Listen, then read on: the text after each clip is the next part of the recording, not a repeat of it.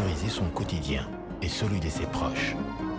Nous sécurisons tout sans trop penser à ce qui pourrait arriver demain. Parce que tout peut arriver, l'INSS vous aide à mieux sécuriser votre futur et celui de vos proches. Grâce à la réforme de la sécurité sociale, vivez avec nous les innovations offertes aux assujettis et à leurs ayants droit.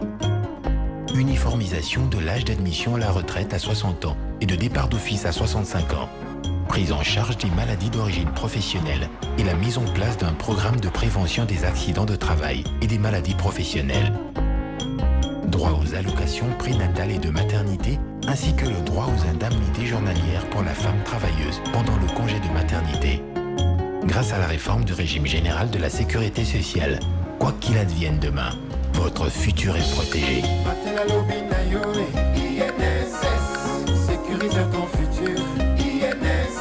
Parlons-en sur www.inss.cd.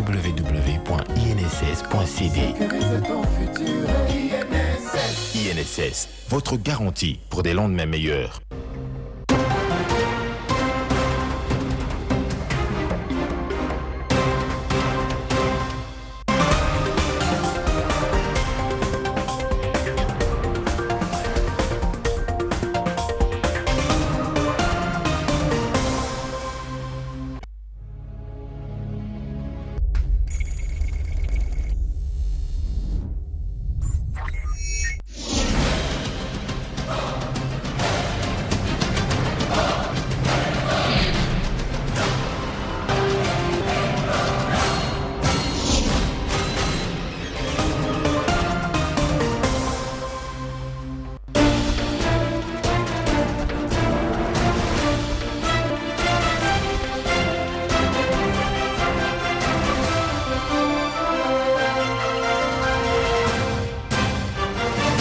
Bon début de semaine à toutes et à tous, mesdames, messieurs. Bienvenue dans cette édition du journal dont je vous laisse découvrir le sommaire. La conférence épiscopale nationale du Congo tient mordicus à voir les élections en RD Congo s'organiser à l'échéance prévue dans le calendrier électoral. Pour ce faire, les pères évêques ont rencontré les présidents zambiens avec qui ils ont parlé du processus électoral. Les ministres belges des Affaires étrangères, Didier Reynders, après ses échanges avec son homologue sud-africaine autour du processus électoral en RD Congo, confie à la RTBF que la Belgique et tous les autres pays amis du Congo souhaitent que ces processus aboutissent et se déroulent de manière inclusive. Merci de votre fidélité à la RTCE. En invité dans ces journaux, il s'agit de Laurent Munzemba, cadre de l'UDPS Tshisekedi et candidat à la députation nationale. Bonsoir Laurent. Bonsoir. Pouvez-vous nous dire en quelques secondes pourquoi êtes-vous candidat député national? Merci beaucoup pour cette opportunité d'être dans votre chaîne et de répondre à cette invitation. Cela me fait plaisir.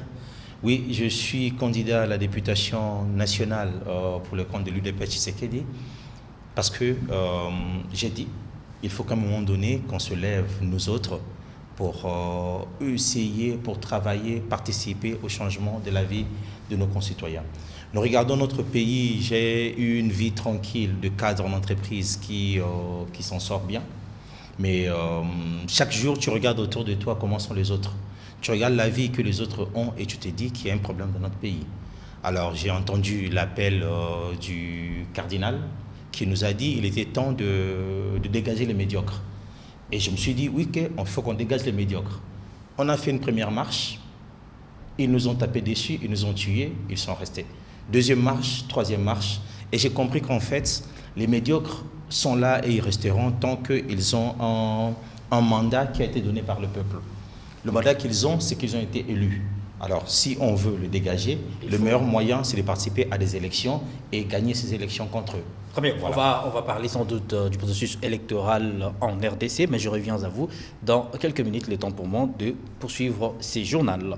La conférence épiscopale nationale du Congo est plus que jamais déterminée à voir les élections être organisées à l'échéance telle que prévue dans le calendrier électoral. Les pères évêques ont à ces sujets rencontré le président Edgar Lungu de la Zambie, actuel président de l'organe de la SADC pour la politique, la défense et la sécurité. Les détails avec Ernest Mwelekeshi.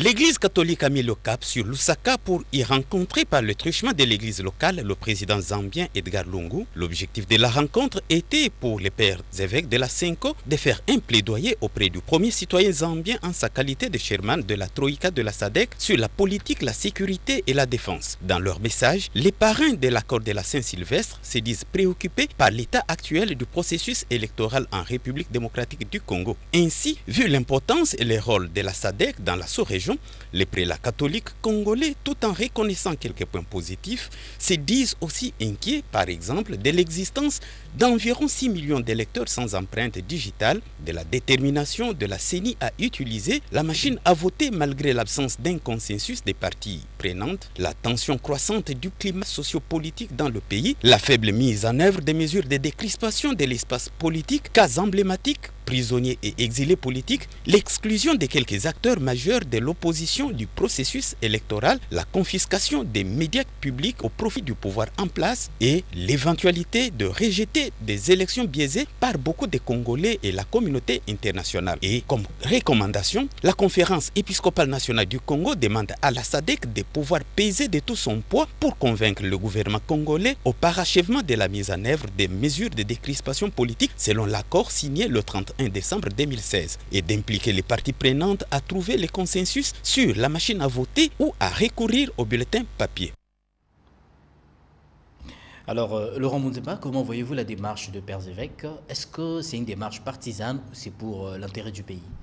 La démarche, elle est très bonne. Les Pères évêques, la SANCO, c'est l'organe de gestion et de décision pour l'Église catholique. Et nous savons la place de l'Église catholique dans le monde et surtout dans notre pays. Parce qu'aujourd'hui, on doit se l'avouer, bien qu'il y a eu toutes ces églises évangéliques et tous ces courants, l'Église catholique reste l'Église majoritaire.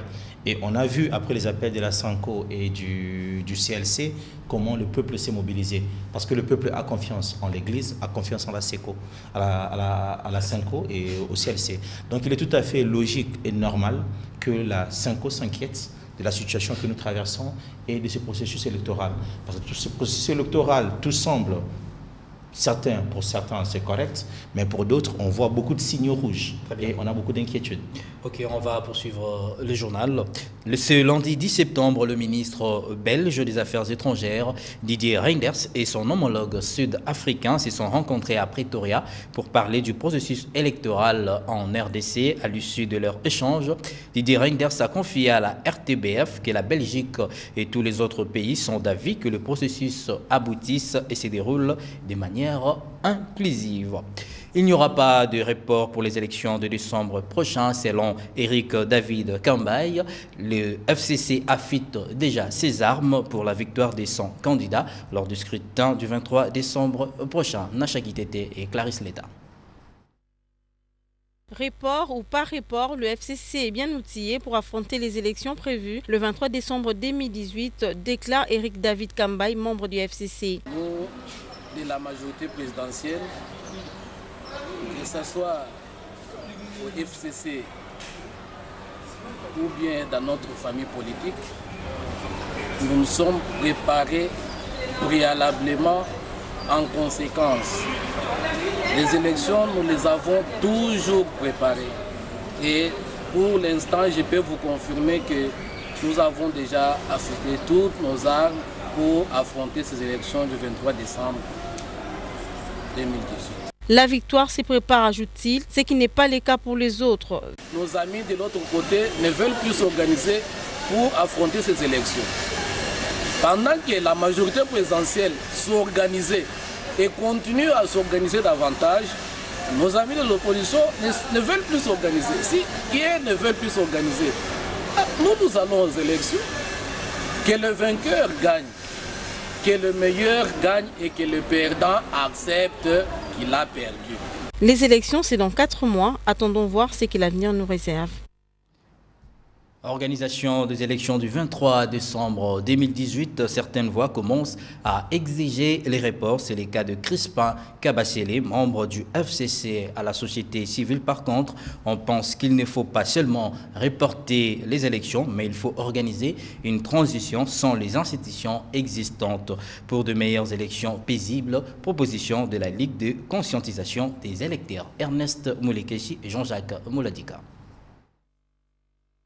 Organisées au 23 décembre prochain, les élections en République démocratique du Congo seraient trahir véritablement le pays, estime le formateur de la Ligue de conscientisation des électeurs. Pour Urbain Daniel Chisungu, au lieu de parler du report des scrutins, il vaudrait mieux mettre en place une transition qui devra être chapeautée par les religieux. Notre gouvernement est laïque, il faudrait que la transition soit dirigée par l'Église.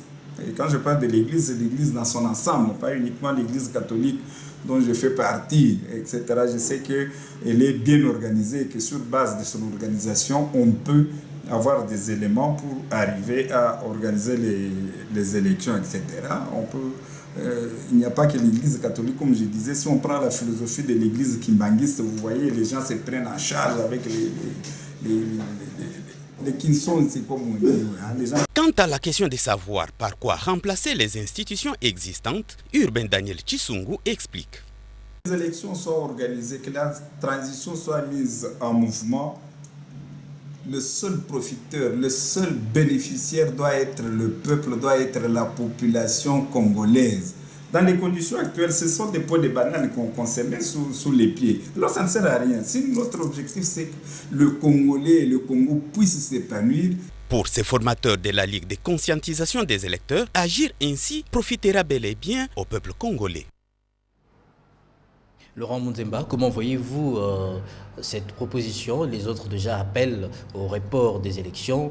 D'autres, par contre, pensent qu'il faut réellement avoir ces élections le 23 décembre. Et la société civile, par exemple, cette ligue qui propose qu'il y ait une transition organisée par l'Église. Et déjà, c'est un cadre ou un membre du FCC qui a appelé au report des élections. Mais avant lui, il y avait un autre qui disait qu'ils étaient prêts, qu'ils étaient sûrs pour les élections. Ils ont affûté leurs armes, on ne sait pas c'est quoi ces armes.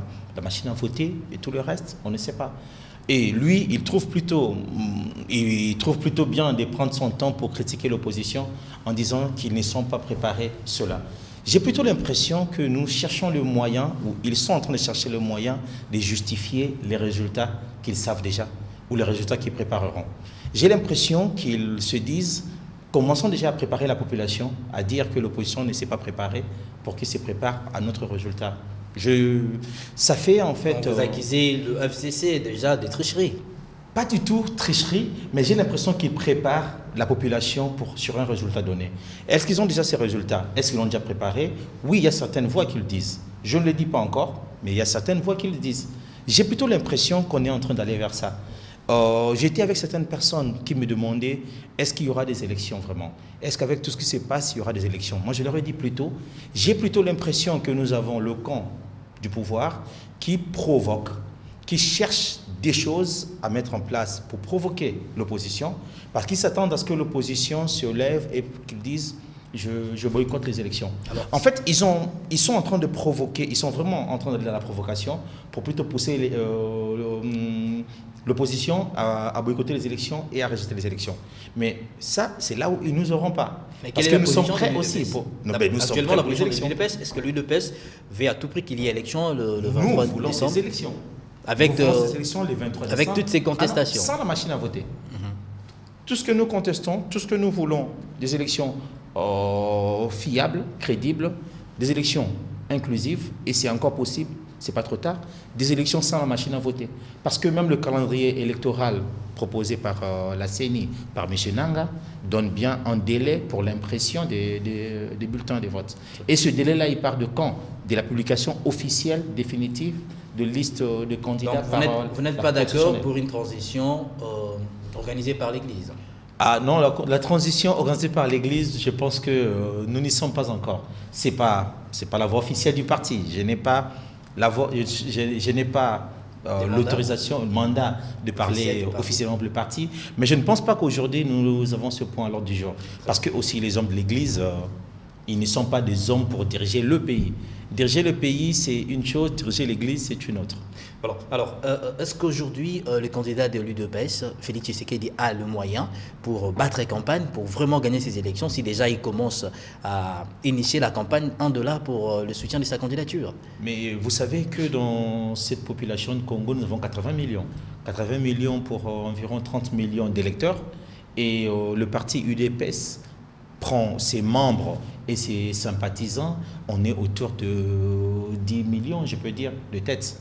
Alors, si on avait la moitié, 5 millions qui donnaient en dollars, nous avons 5 millions de dollars. Et je ne crois pas qu'avec 5 millions de dollars, on ne pourra pas battre notre campagne. Mais nous ne comptons pas et nous n'avons pas que les contributions du peuple ou de nos sympathisants pour battre la campagne. Nous sommes préparés et nous sommes prêts, nous avons d'autres moyens de financement. Mais il est très important pour nous de montrer à la face du monde que nous avons des élections participatives.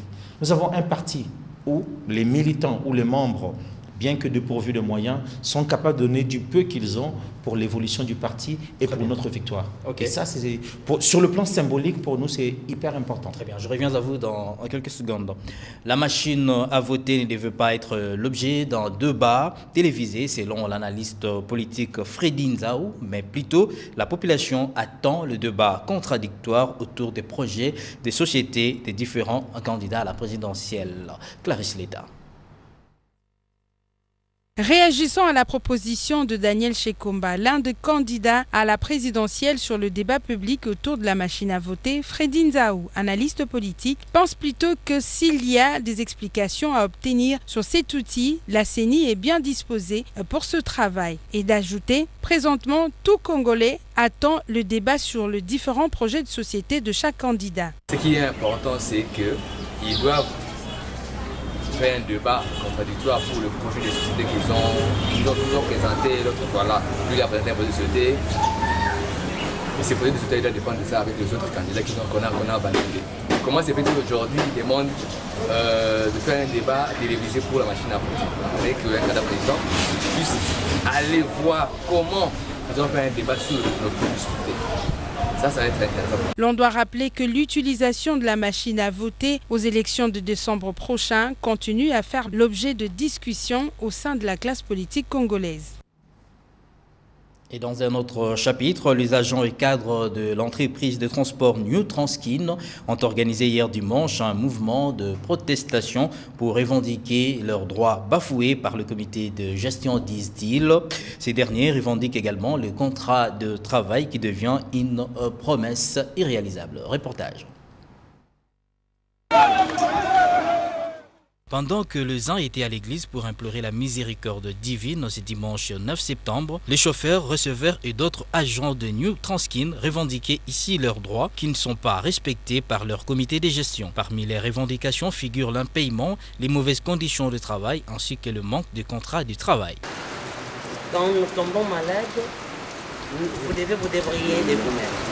Et quand il arrive même que accident. Mais tant qu'on va sur F, par contre, nous sommes nouveau, par contre, nous sommes à 16 000, malgré versement à 220 000, même pour à 10. Contacté à ce sujet, les ministres provinciaux en charge des transports Godard Motemona est descendu sur les lieux pour s'enquérir de la situation. Je suis venu ici parce qu'il y avait les travailleurs nous ont fait part de certains éléments qui sont justifiés. Alors, j'ai pris langue avec eux, la tutelle de la département, la reconnaissance de certains. Nous allons ensemble échanger, discuter avec eux pour des solutions idoines. Les ministres de tutelle ont donné des explications claires sur cette confusion qui règne concernant le vrai responsable de cette entreprise de transport en commun. La société appartient bel et bien à gouvernement provincial. Nous avons un contrat de partenariat avec Après échange entre les deux parties, les ministres provinciaux ont promis de recevoir ce mardi une délégation de protestateurs afin de trouver des solutions idoines avant la fin de la semaine en cours.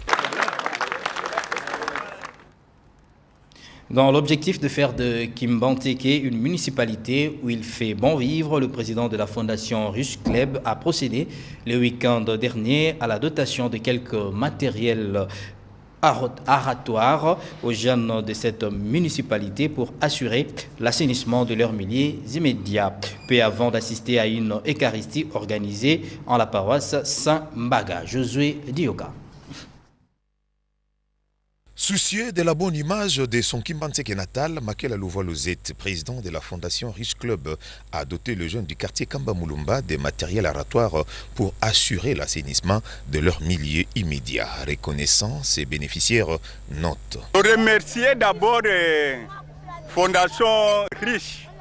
Nandenge aye ko assister biso puisque biso moko na initiative ya biso bana biyela surtout quartier biyela.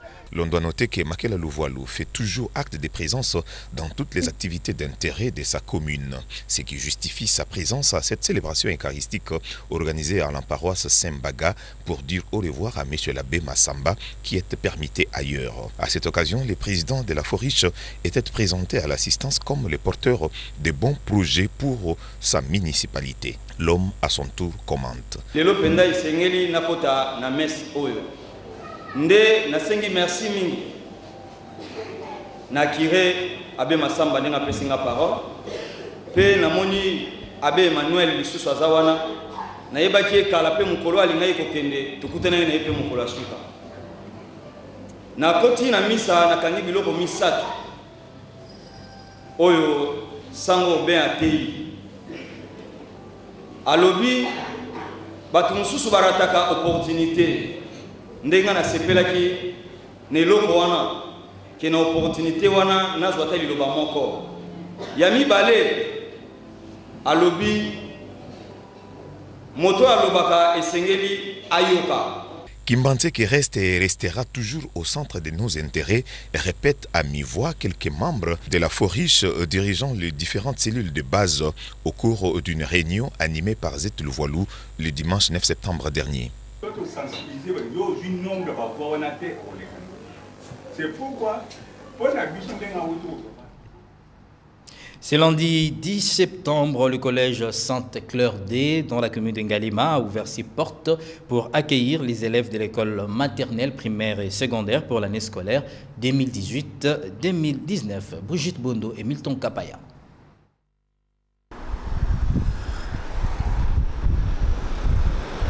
La commune d'Ngalima s'est dotée d'une nouvelle école privée catholique.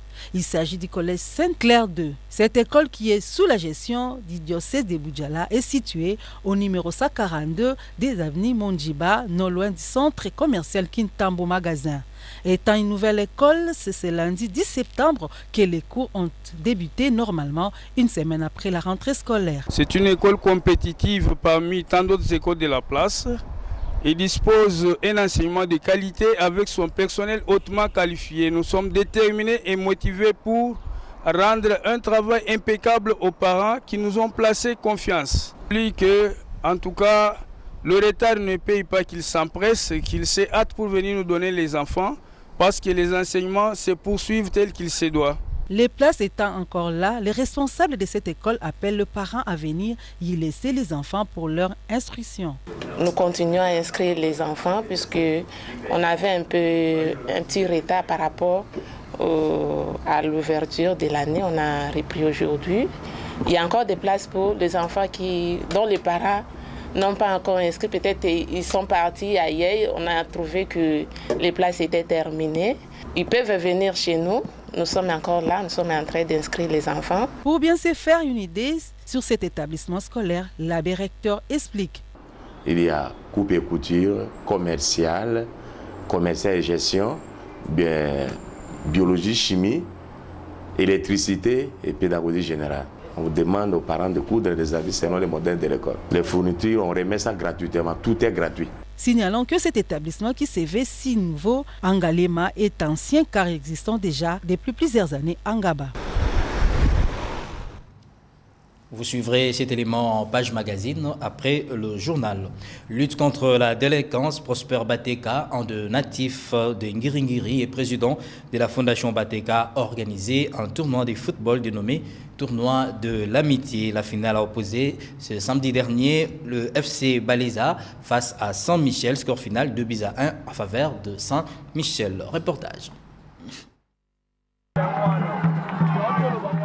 Plusieurs jeunes de différents quartiers de la commune d'Ngiringiri ont pris part à ce tournoi de l'amitié organisé par la Fondation Bateka en vue de créer l'unité de la jeunesse d'Ngiringiri et lutter contre la délinquance. Toutes les équipes participantes ont reçu des brevets et les enveloppes ont été remises aux 3 premiers, tandis que le trophée était remis à l'équipe championne Saint-Michel. L'organisateur du tournoi donne ses motivations. Ce que nous avons fait, nous l'avions fait avec le soutien de la Fondation Prosper Bateka.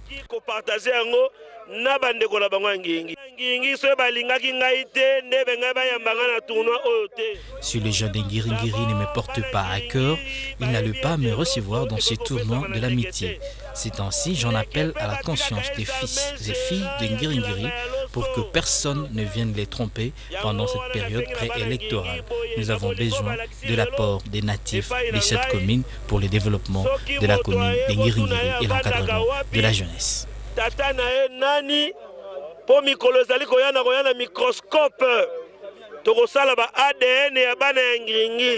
L'organisateur Prosper Bateka promet de rencontrer ce week-end tous les responsables des équipes qui ont pris part à ce tournoi et continuer avec cette allure pour faire de la jeunesse d'Ngiringiri une jeunesse responsable dans la ville de Kinshasa.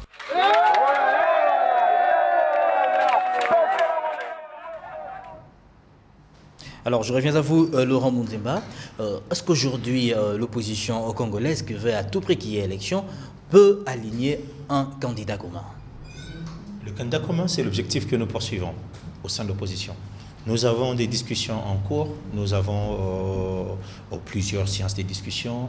Il y a des discussions qui se passent aujourd'hui à Kinshasa. Aujourd'hui même, il y a eu toutes les forces de l'opposition qui se sont rencontrées dans ce cadre-là.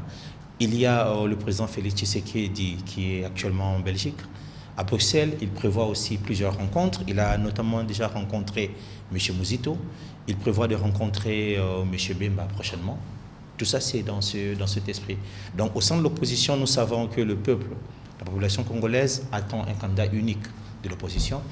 Et les forces en place, toutes les forces de l'opposition sont en train d'y travailler. Après la validation de Jean-Pierre Bemba, d'Adolphe Mouzito et le non-retour de Moïse Katumbi, on voit aujourd'hui Félix Tshisekedi peser pour le compte de l'opposition. Est-ce que Félix Tshisekedi peut être ce candidat unique de l'opposition, comme vous l'avez dit? Bien sûr que oui. Surtout pour moi, un membre de l'UDPS. Vous ne l'êtes pas, mais vous estimez et vous le voyez, c'est tout clair. C'est le seul candidat qui pèse. Est-ce qu'il remplit les critères pour être ce candidat-là? Bien sûr qu'il le remplit. Je ne sais pas c'est quoi ce critère. Il a un parti sérieux, costaud et grand. Il a un programme qui tient la route, qu'il a présenté fièrement, dont personne ne trouve à redire. Il a le profil qu'il faut. Il a des critères qu'il a remplis. Il n'a pas de l'expérience. De l'expérience, ça c'est toujours un élément où je dis qu'il y a beaucoup à boire et à manger. Parce que si vous dites qu'il n'a pas de l'expérience, nous l'opposons à qui? À ceux qui ont de l'expérience. Mais qu'est-ce qu'ils ont fait de cette expérience? Quelle gestion ils ont fait? Parce que quand nous disons qu'il n'a pas d'expérience, on dit les autres en ont parce qu'ils ont déjà géré le pays. Mais qu'est-ce qu'ils ont fait comme gestion? Quel est le modèle que nous sortons de là? Est-ce que nous sommes fiers de la gestion que nous avons vue de notre pays pour qu'on dise X, Y, Z a bien géré le pays, il a de l'expérience, on le donne? Non. Tout cela, ils ont échoué par leur gestion. Alors je pense que quand on a des gens qui ont mal fait, comme on dit, autant se priver de ces diables-là qu'on sait que c'est le diable, parce qu'on l'a vu gérer, il a mal géré, donnant cette chance à quelqu'un d'autre. Il a rencontré Mouzito. Pensez-vous que Mouzito, Moïse Katumbi, Jean-Pierre Bemba peuvent faire confiance à Félix Tshisekedi? Bien sûr que oui. Surtout que par le passé, on n'a rien à lui reprocher. Rien à lui reprocher dans le sens où on n'a jamais vu des accords qu'il a signés et qui ne les ait pas respectés. On n'a jamais vu ça, contrairement à certains de l'opposition que nous savons, qui par plus d'une fois, ils ont montré leur caractère pas fiable, leur côté pas sérieux, parce qu'ils ont signé des accords, après ils sont allés faire autre chose, ou bien au moment où, avec des amis, ils avaient décidé d'agir d'une certaine façon, ils ont agi autrement, on le sait. Les exemples sont légion dans notre opposition. Mais lui, on n'a rien à lui reprocher dans ce sens. Tous les accords auxquels il a participé, il les a bien tenus, il les a bien respectés. Donc il n'y a pas de raison de ne pas lui faire confiance. Voilà, juste une preuve, on va parler de l'éliminatoire de la Coupe d'Afrique de Nations Cameroun 2019. Le Léopard de la RDC ont tenu en échec le Lone Star du Libéria par un score d'un but partout, le but égalisateur de Congo. Congolais était l'œuvre de Meshak Elia à la 82e minute. Place à présent à la lecture de journaux parus ce matin dans la capitale dans une sélection signée Samuel Victoire Foutila. Revue de presse. Bonsoir. IDES, Crispin Kabasele exige les reports des élections. Messe noire de l'opposition à Bruxelles. L'opposition affine ses stratégies. Fachi échange avec Mouzito à Bruxelles. La CENI invitée à expliquer et sensibiliser davantage pour lever tout malentendu. Les FCC lancent un avertissement. C'est l'essentiel des journaux Paris ce lundi 10 septembre 2018. Commençons par la prospérité qui titre dans sa une. Élection 2018 en danger. IDES, Crispin Kabasele Chimanga exige les reports des élections. Pour Kabasele Chimanga, les processus électoraux mal préparés, il y a risque d'implosion. En perspective, la machine à voter fortement contestée, fichier électoral infecté. L'IDES, quoique étant membre du FCC, exige tout simplement les reports des élections du 23 décembre 2018, écrit la prospérité.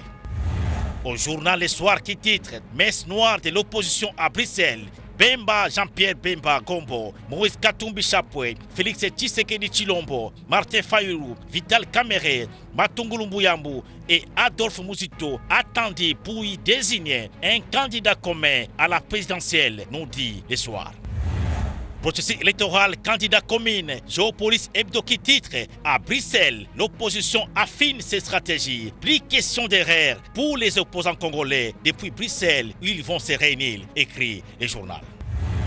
La même information est presque reprise par Congo Nouveau à ce titre. Candidature unique de l'opposition. Fachi échange avec Mouzito à Bruxelles. Le président de l'IDPS a échangé avec Vital Kamere avant de s'envoler pour la Belgique à la rencontre de Jean-Pierre Bemba Gombo, Moïse Katumbi Chapwe et Adolphe Mouzito, notre Congo Nouveau. La référence plus qui se penche si la machine a voté en titrant la CENI invitée à expliquer et sensibiliser davantage pour lever tout malentendu. Plusieurs leaders de l'opposition ne girent que si les rejets de la machine a voté, malgré la mission de la SADC qui séjournait dernièrement à Kinshasa, nous fait savoir la référence plus. Vrai modérateur des titres, décembre 2018, le FCC lance un avertissement qu'il ne faut jamais sous-estimer l'adversaire. Le FCC se prépare pour les élections du 23 décembre 2018, nous fait savoir le vrai modérateur. Loin des clivages sectaires, l'avenir qui titre, les universités se rangent derrière Chadari. Ils l'ont exprimé le week-end dernier à la salle Showbiz de la Gombe, ici à Kinshasa. Voilà, tout pour ce soir. Bonsoir.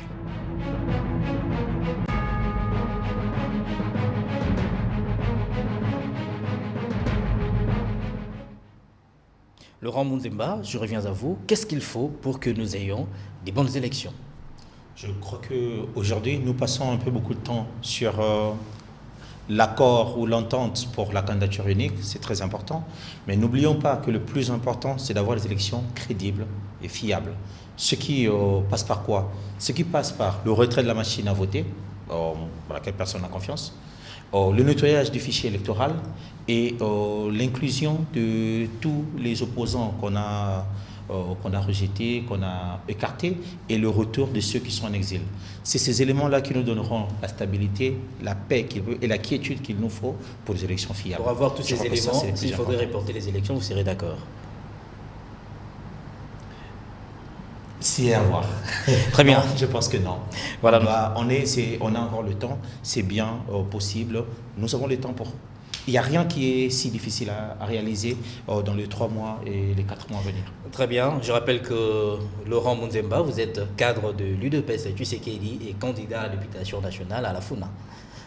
Merci d'avoir été notre invité. Mesdames et messieurs, c'est par ici que nous mettons fin à cette édition du journal. Mais avant de vous quitter, voici les rappels des titres.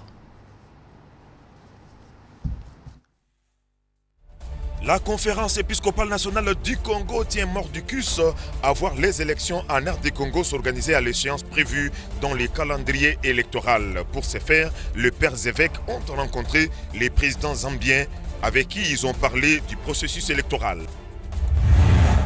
Les ministres belges des Affaires étrangères, Didier Reynders, après ses échanges avec son homologue sud-africaine autour du processus électoral en RD Congo, confie à la RTBF que la Belgique et tous les autres pays amis du Congo souhaitent que ces processus aboutissent et se déroulent de manière inclusive. Passez une excellente soirée sur la RTC et mesdames, messieurs, portez-vous bien et à très bientôt. Au revoir.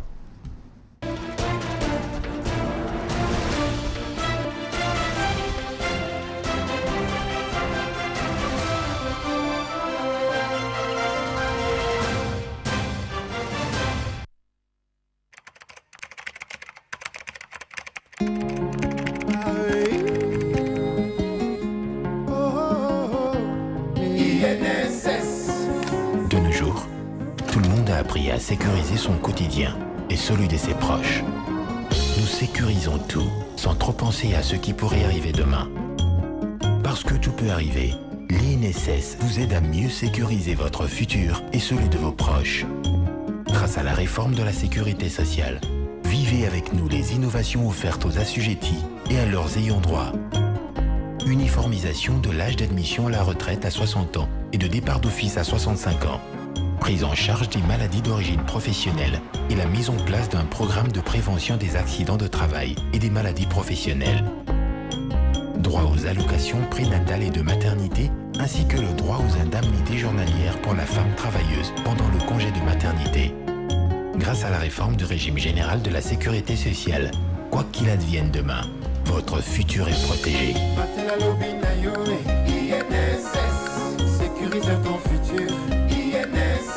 Parlons-en sur www.inss.cd. INSS, votre garantie pour